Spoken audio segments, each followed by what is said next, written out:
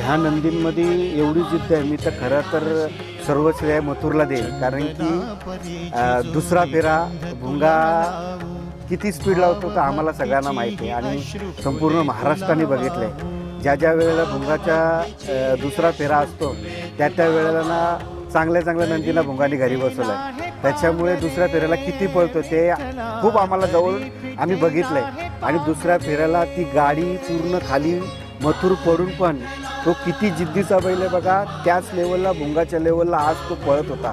त्याचं वय त्या वेळेला तो जवान होता, भुंगापेक्षा जास्त पळत होता. बरोबर. पण आज ह्या वयात पण भुंगाच्या लेवलला पळतो म्हणजे तो किती जिद्दी आणि किती फॅन्ससाठी तो पळतोय आज पण त्या ताकदीने त्या जोरावर. म्हणजे त्या बैलाला खरंच सल्यूट आहे. कारण की त्या नंदीसारखं होणं नाही आज. त्याच्यामुळे संपूर्ण महाराष्ट्र त्या नंदीवरती प्रेम करतो. हे जिवंत जागतं उदाहरण म्हणजे कोरेगाव आहे. मी स्वतः डोळ्याने बघितलं.